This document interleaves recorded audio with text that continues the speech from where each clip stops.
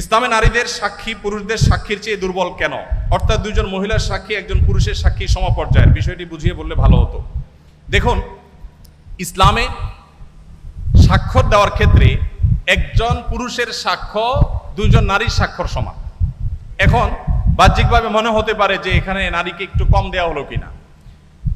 তো এটার মূল উত্তরে প্রবেশের আগে আমি যেটা বলতে চাই তা হলো, আল্লাহ রাব্বুল আলামিন আমাদেরকে যে বিধিবিধান দিয়েছেন তার সবগুলো যথোপযুক্ত। আল্লাহর বিধানের কোনোটার উপযুক্ততা যথার্থতা যদি আমার বুঝে না আসে, তাহলে বুঝতে হবে এটা আমার সীমাবদ্ধতা। এটা আমার সীমাবদ্ধতা। আমি সৃষ্টি হয়ে স্রষ্টার সকল আদেশ নিষেধের তাত্ত্বিক তাৎপর্য এবং তার যৌক্তিক দিক এটা আমার উদ্ধার করতে পারাটা আবশ্যক নয়, বরং যুক্তির দাবি হলো আমি সৃষ্টি হয়ে স্রষ্টার সব আদেশ নিষেধের যথার্থতা আমার বুঝে আসবে না, এ না আসাটাই বরং স্বাভাবিক। একজন সামান্য গাড়ি চালক, সামান্য একজন প্রহরী, একজন ছোট চাকরি করা মানুষ, তিনি প্রতিষ্ঠান মালিকের অনেক সিদ্ধান্তের যৌক্তিকতা বুঝতে পারেন না, না পারাটাই স্বাভাবিক। কারণ যে তিনি যদি সবকিছুর যৌক্তিকতা ধরে ফেলতেন তাহলে তিনি তার পর্যায়ে পৌঁছে যেতেন। আল্লামা ইকবাল বলেছেন, জু সমঝ মে আ গই ও ফির খুদা কিউ কর হুয়া। যাকে আপনার বিবেক বুদ্ধি দিয়ে সবকিছু রপ্ত করতে ফেলেছেন তিনি আবার আল্লাহ হয় কিভাবে? আল্লাহ তো সে মহান সত্তা যে আপনার বিবেক দিয়ে বুদ্ধি দিয়ে তার সবকিছুকে আপনি রপ্ত করতে পারবেন না। এখানেই তো তার বিশালত্ব, এখানেই তো তার মহত্ব। ছোট একটা উপমা দেই। এখন বিদ্যুৎ আছে, আমরা জানি আমাদের ঢাকা শহরে যে তারগুলা ঝুলে আছে, এক এক এলাকায় আপনার যে রাস্তাঘাটে পিলারের রাস্তার ধারে পিলারে যে সমস্ত তারগুলা ঝুলে আছে, বিরাট জঞ্জাল, দেখতে খুব দৃষ্টিকটু লাগে। আমাদের অনেক কিছু হয়েছে কিন্তু তারগুলো দেখতে খারাপ দেখা যায়। এখন ধরা যাক আজ থেকে 100 বছর আগের একজন মানুষ পৃথিবীতে এখন ফিরে আসছে। যুক্তির খাতিরে শুধু আমরা ধরে নেই যে একজন মানুষ 100 বছর আগের ছিলেন, তিনি ফিরে এসেছেন। তিনি এই বৈদ্যুতিক যে টেকনোলজি এ সম্পর্কে কোনো ধারণা তার নাই। এই ভদ্রলোক এসে সুন্দর করে একটা চাকু নিয়ে বা ধারালো কিছু নিয়ে তিনি এই তারগুলো একেবারে পরিপূর্ণভাবে সাফ করে দিয়েছেন কেটে। কারণ এগুলো দেখতে খারাপ দেখা যাচ্ছিল, শহরের সৌন্দর্য নষ্ট করছিল, তিনি পরিষ্কার করে দিয়েছেন। তার এই পরিষ্কার করার কারণে তাকে গ্রেপ্তার করে থানা জেলে নেওয়া হলো। এরপরে তার নামে মামলা হলো, তার নামে মৃত্যুদণ্ডের রায় আসলো এবং তাকে মৃত্যুদণ্ড দিতে নেওয়া হলো।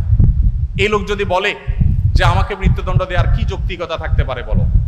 আমি সামান্য একটু তার কাটছি, ভালোর জন্য কাটছি, যদি খারাপও করে থাকি তো একটা জঞ্জালিত, আমাকে মৃত্যুদণ্ড কেন দিতে হবে? যদি বলা হয় যে তোমার এই তার কাটার কারণে বহু হসপিটালে লাইফ সাপোর্টে থাকা রোগী মারা গেছে, তোমার এই তার কাটার কারণে বহু ক্ষয়ক্ষতি হয়েছে, এই জন্য তোমাকে শাস্তি পেতে হবে, এই যুক্তি দিয়ে তাকে বোঝানো যাবে বলেন? 100 বছর আগের মানুষ পৃথিবীতে আজকে আসছে, সে বিদ্যুৎ সম্পর্কে কোনো ধারণা নেই, দেখেও নেই কিছু। এই লোককে যতই যুক্তি দিয়ে বোঝানো হোক যে তোমার সামান্য এই তার কাটার কারণে অনেক ক্ষতি হয়ে গেছে, এটা কি সে বুঝবে? বুঝবে না।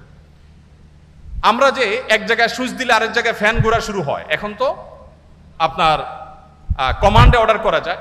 এই যে ওয়ালে সুইচ দিলে ফ্যান ঝুলে, ফ্যান ঘুরে, আবার সুইচ বন্ধ করলে ফ্যান থেমে যায়, এই টেকনোলজি যিনি জানেন না, এরকম 200 বছর আগের, 150 বছর আগের, 100 বছর আগের মানুষ যদি পৃথিবীতে আজকে এসে তাকে যদি বোঝানো হয় যে এটা টিপ দিলে এটা ঘুরবে, সে বলবে ইয়ার কি মারো না, এটা কিভাবে সম্ভব?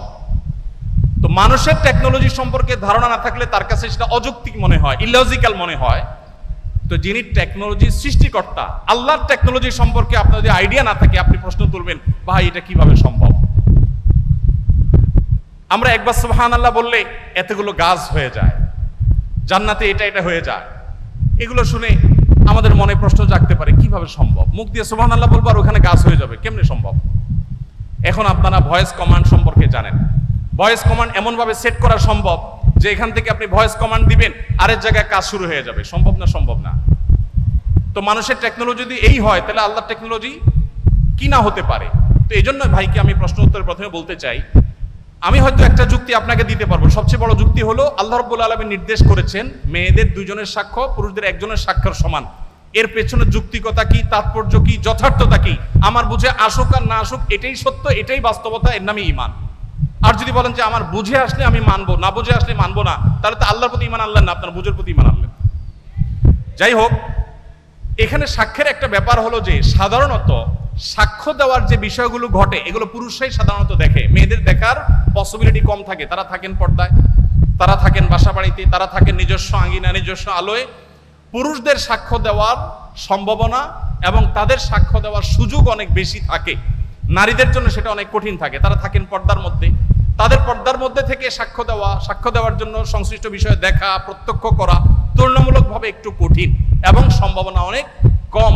হয়তো সেই কারণেই দুইজন নারীর সাক্ষ্যকে একজন পুরুষের সাক্ষ্যর সমান ধরা হয়েছে, ধর্তব্য করা হয়েছে। এর বাইরে আরো বহু যৌক্তিকতা বিভিন্ন গবেষকরা, বিশ্লেষকরা দিয়েছেন। আমি মূল সূত্র সেটাই বললাম যে আল্লাহ তাআলা যেটা বলেছেন এর চেয়ে যৌক্তিক আর কিছু হতে পারে না।